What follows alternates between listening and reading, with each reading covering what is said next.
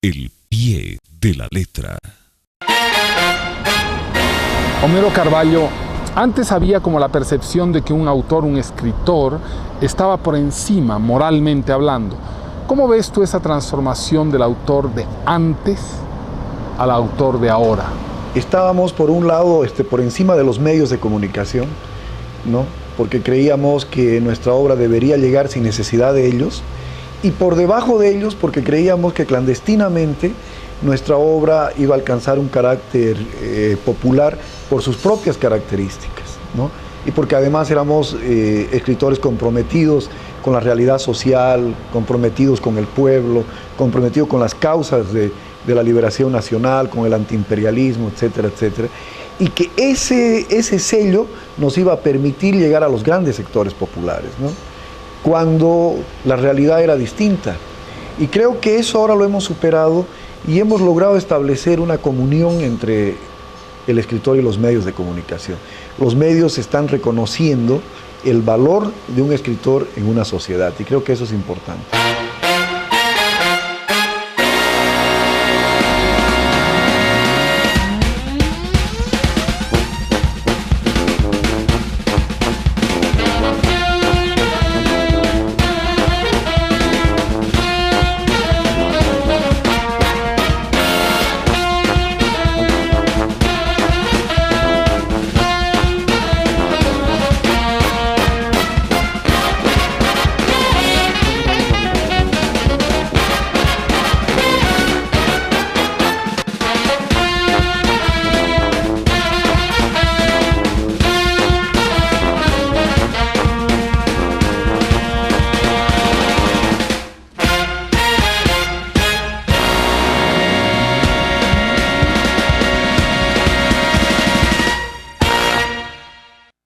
Ahí lo tienen a Homero con esos bigotes tipo Pancho Villa, aunque nevados, y esa sonrisa inmediata, espontánea, sabrosa, graciosa, tan personal de Homero. Homero ha vivido en todas partes de Bolivia y aquellos que lo conocemos bien sabemos que es un gran amigo. Homero, ¿cómo ves la relación del autor, del escritor, con los medios de comunicación? Si un autor es ignorado olímpicamente por los medios, seguramente su obra también va a ser ignorada. En cambio, si un autor es promocionado por los medios, seguramente su obra va a llegar a mucha más gente, ¿no es cierto? Pero eso no significa necesariamente que la obra sea buena, en eso también tenemos que ser muy sinceros. Es decir, no todos los autores promocionados por los medios son magníficos, ni no todos los autores silenciados por los medios son malos también, ¿no? Homero, ¿cómo ves hoy la literatura boliviana? Los últimos 10 años se ha producido tanto como en los últimos 170 años de vida republicana, digamos, ¿no? Y eso es porque en Bolivia hay un boom de la novela y además hay un boom de los buenos autores de novelas. Yo creo que en este momento la novela está gozando de muy buena salud en el territorio boliviano. La muerte, Homero, ¿cómo han sido tus contactos más cercanos con la muerte? Bueno, en lo personal, estuve en coma hace un par de años atrás, ¿no? Como 10 días, y ha sido un contacto muy cercano en lo personal. Y en lo literario, pues, en muchísimas obras, ¿no? En muchísimas obras, tanto así que mi última novela, La ciudad de los inmortales, es una novela escrita bajo la inspiración de la desaparición de un amigo mío, de Elías Rafael, que desapareció durante la dictadura de Luis García Meza. Entonces, la muerte está presente en toda la novela, en cada una de las páginas, en cada una de las anécdotas que voy contando en la novela, está presente la muerte porque está presente la ausencia de mi amigo en la novela. Homero, en ese contacto tan cercano que has tenido con la muerte, ¿qué recuerdas de esos 10 días de coma? Yo recuerdo una cosa muy extraña, che. Recuerdo que la muerte era como un mar, era como una especie de agua, digamos, un líquido en el que uno se sumerge y en el que uno está ahí sin problemas, tranquilo, moviéndose como un pez en el agua. Eso es lo que recuerdo.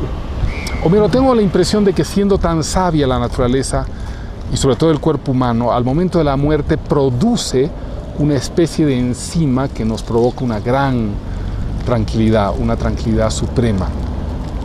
Dime, antes o después, ¿tú has sentido una tranquilidad como la que sentiste estando en coma?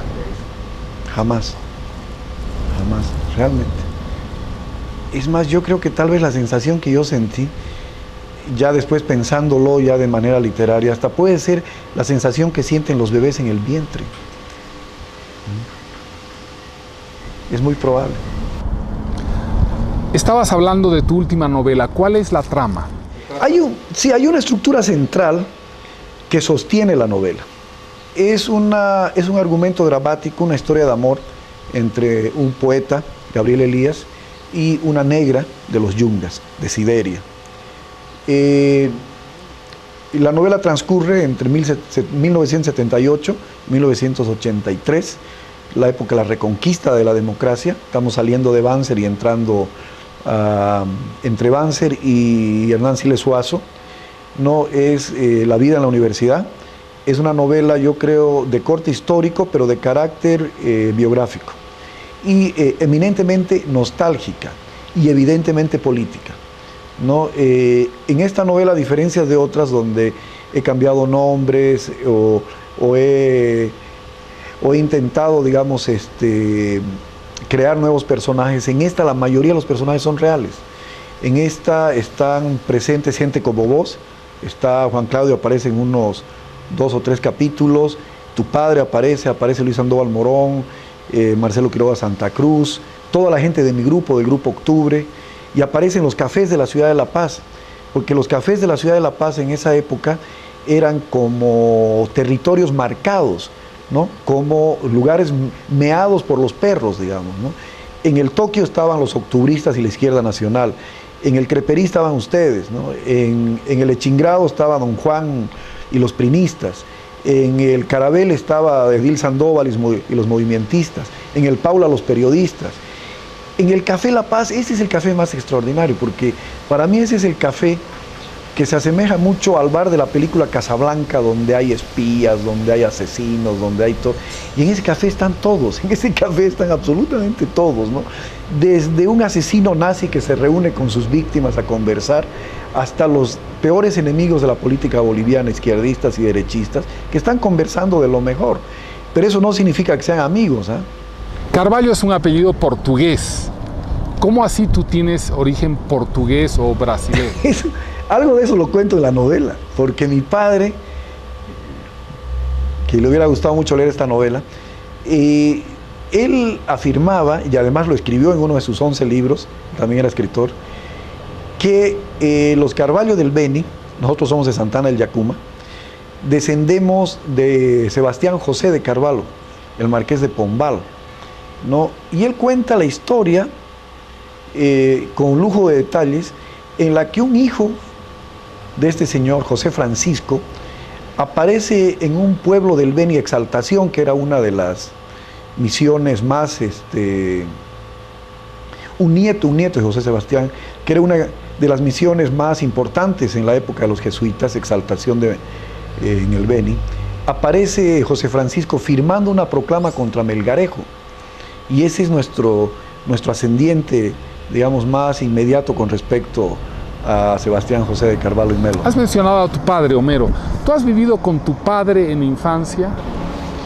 En la infancia y luego esporádicamente. Mis padres se divorciaron, mi madre vivió en La Paz con un militar de carrera, héroe de la Guerra del Chaco, el coronel Víctor Hugo Guzmán, y yo iba en las vacaciones al Beni, iba permanentemente en las vacaciones. Volvía en las vacaciones.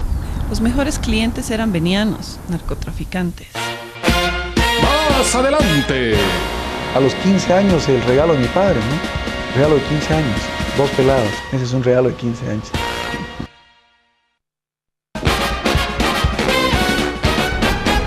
Homero Carvalho vio a la muerte, aunque de lejos, en las distintas oportunidades en que tuvo militancia política, en que fue perseguido, en los tugurios a los cuales visitó con alguna frecuencia, pero la pudo casi palpar cuando estuvo en coma. Homero, ¿cómo fueron esos encuentros o reencuentros con tu padre y el Beni? Eran unos encuentros muy lindos, ¿no? Porque mi padre, como estaba lejano, siempre fue una figura mítica, ¿no? Y yo creo que en realidad mi vocación de escritor también se la debo a él, pero no solo por el hecho de que él escribía, sino por dos cosas. Por el nombre que me puso, porque con este nombre de Homero no podía haber sido futbolista en Bolivia, tenía que haber sido escritor. Y porque cuando yo volví al Beni, él tenía una biblioteca que iba creciendo año tras año. Todos los autores del boom, yo los leí en esa biblioteca de mi padre, en Trinidad. ¿Y tu relación con él, Homero, era una relación normal? Normal. Claro, yo creo que ya cuando yo estuve un poco mayor, ya joven, creo que intentábamos vivir un poco más intensamente lo que no habíamos vivido de padre e hijo, ¿no? Y tal vez nos hicimos demasiado amigos en un determinado momento, ¿no? Perdón si no es una impertinencia, ¿qué significa demasiados amigos? Significa muchas cosas, salir a farrear juntos, ir a burdeles juntos, ese tipo de cosas. Y no sigo hablando más porque hay cosas que no hay que decir ni siquiera en una novela. En el Beni de esa época, ¿qué hacían? ¿Qué eran las cosas atractivas para hacer en Trinidad cuando eras niño? Bueno, de niño, el Beni, yo iba de un lugar frío, La Paz, a un lugar extremadamente caliente, tropical, con mucha vegetación, y la atracción eran los ríos, la selva, el adentrarse al monte, las víboras, los jaúzis, absolutamente todo. Y ya en mi adolescencia, obviamente, las peladas, ¿no? Las venianas son muy lindas, ¿no? Y en mi juventud, pues los amigos, y en la juventud básicamente las charlas con mi padre y los amigos de mi padre. Tenía un grupo muy lindo de viejos leídos. ¿Qué anécdota recuerdas así de esa época en el Beni con animales, en esa época de juventud? De esa época. Una, que tiene que ver, yo no sé de cómo, porque no está muy claro en mi memoria, aparecí en un nido de víboras, jugando con ellas. Y la gente que fue a donde yo estaba no se acercaba, pues, no se animaba a acercarse, ¿no? Y me tuvieron que llamar pedirme que por favor salga de ahí porque nadie se animaba a entrar. De eso me acuerdo muy bien, una de las anécdotas que me acuerdo muy bien. ¿Cuántos años tenías?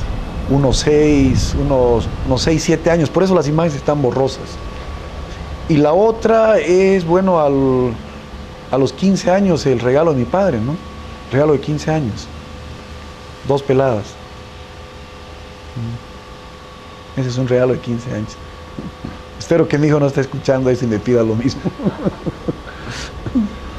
Tu madre, Homero, la relación con tu mamá, ¿cómo ha sido? Muy linda la relación con mi madre. Yo creo que la relación de todo padre, madre e hijo, ¿no? Porque con ella yo viví. Con mi padre solamente iba de vacaciones, pero con mi madre viví. Hasta que me casé, hasta que me fui de la casa. Y hasta ahora tenemos una relación de cariño entrañable. Pero obviamente la relación con la madre siempre es una relación de mayor serenidad, aunque de mayor obsesión también, de a cada rato lávate los dientes, peínate, porque no has llegado a la hora, ¿no? No, claro, además yo estaba todo el tiempo con ella, entonces los problemas los absorbía ella, ¿no? Las malas notas, que las enfermedades, los granos en la cara, todo eso lo tenía que asumir ella, ¿no? El otro nomás era de vacaciones, digamos. ¿Cuántos hermanos son ustedes? De parte de padre somos 7. Y un fenómeno interesante, si vale el término.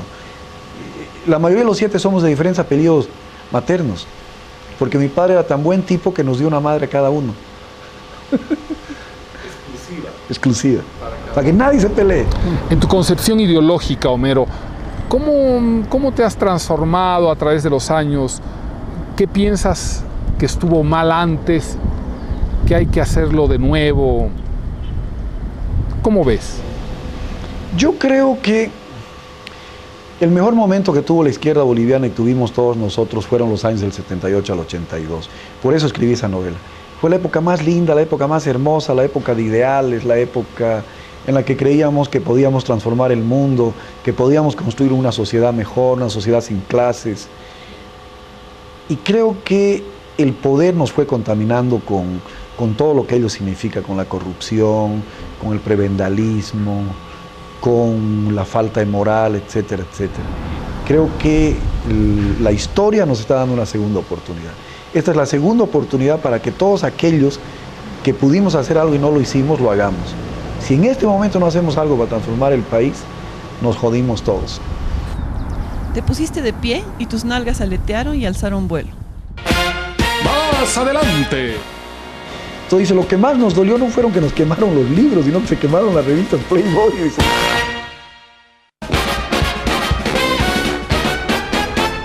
Cuando se recuperó la democracia y la UDP tomó el poder, aquí solamente hubo un cambio de guardia, como los que se realizan al mediodía en el Palacio Quemado. Ya te dije que dejaron de venir los militares, los policías y los paramilitares, y en su reemplazo llegaron los doctorcitos y los licenciados con sus recién estrenados cargos de ministros, subsecretarios y directores. Página 189 de La ciudad de los inmortales, esta maravillosa novela de Homero Carvalho que tiene como escenario la ciudad de La Paz de los años 70 y tiene como temperatura la época de esa revolución y como tema también de la época revolucionaria, sobre todo del 80.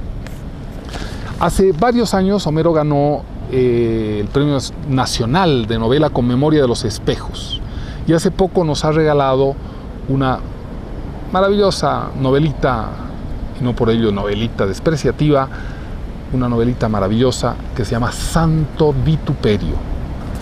Se trata de la historia de una prostituta que se vuelve santa. Homero, dentro de ese algo para hacer en el país, ¿qué tipo de medidas habría que plantear? ¿Qué tipo de medidas? Sí, yo creo que la Asamblea Constituyente. Y por eso es que para mí la Asamblea Constituyente no solo es un trabajo, es un apostolado. Hace unos días atrás estuvo conmigo un gran amigo de esos años, Carlos Cordero, que tú lo conoces, hombre de teatro. Y dimos un taller a las mujeres indígenas y afrodescendientes.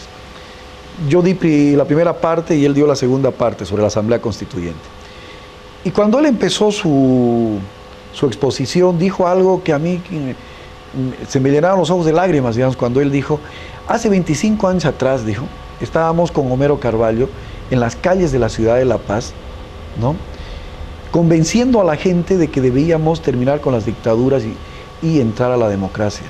Y ahora, 25 años atrás, me vuelvo a encontrar con Homero, tratando de convencerlos a todos ustedes de que tenemos que refundar el país.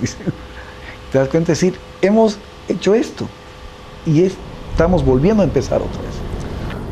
Homero, primero quisiera que nos cuentes cuáles son tus amores literarios, tus lealtades literarias, y después que nos cuentes un poco de tu proceso como escritor. Sí, yo creo que mi primer amor literario fue Gabriel García Márquez, sin duda alguna.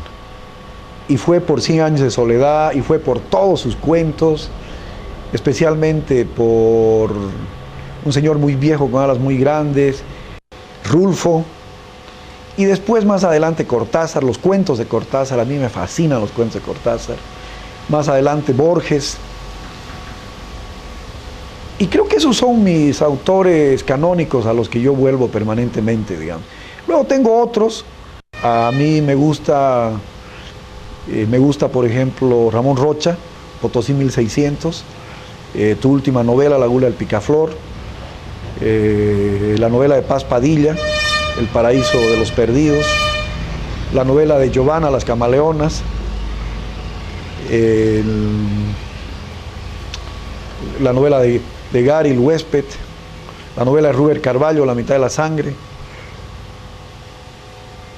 Hay magníficos narradores.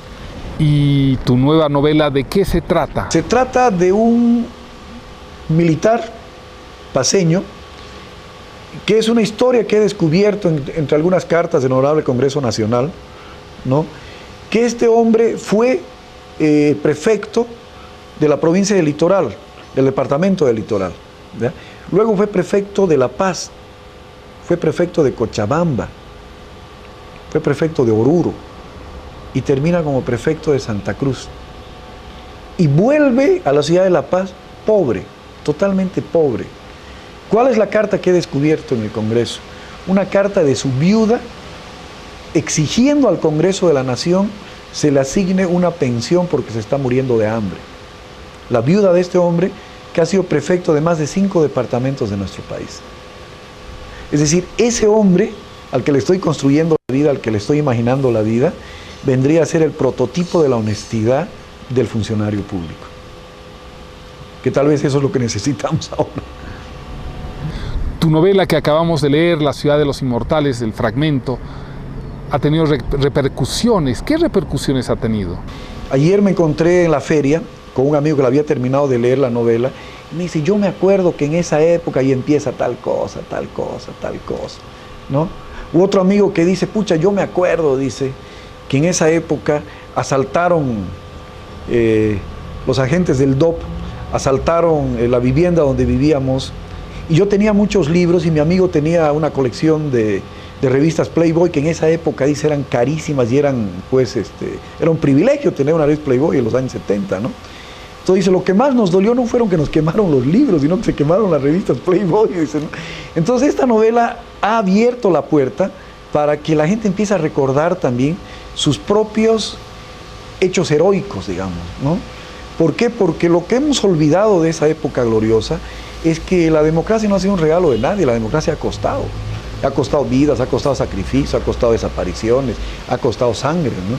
Y parecería que no ha costado nada y que por eso la estamos rifando como lo estamos haciendo, ¿no? Entonces, esta novela está refrescándole la memoria a mucha gente. Y yo intento que esta novela refresque la memoria del país.